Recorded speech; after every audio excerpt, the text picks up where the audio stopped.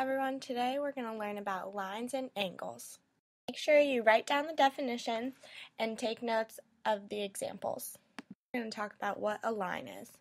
A line is straight with no curves or turns, it has no thickness, and it continues in both directions with no end. Using your rulers and your notes, please draw some of your own examples of what lines are, and make sure you use arrows to indicate that the line is continuing. Our next definition is a line segment. A line segment is part of a line that is connected by 2 points. These points are endpoints and are typically denoted by letters. Using your rulers again, draw some of your own examples of line segments. A type of line is a ray.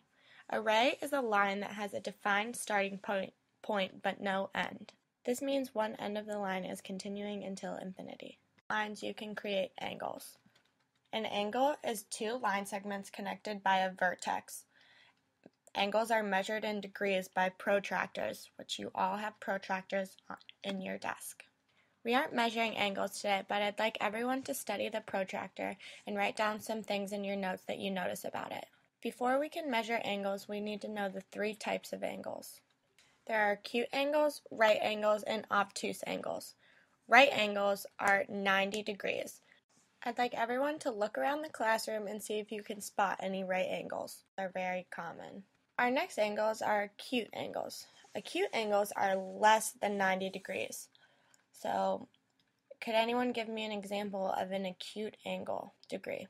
Those are all good examples of acute angles. Our last angle is an obtuse angle. Obtuse angles are greater than 90 degrees. So what would be some examples of obtuse angles?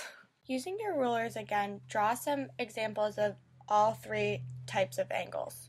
I'd like to check everyone's notes to make sure that they drew examples when I said so, and then after we will learn how to use the protractor.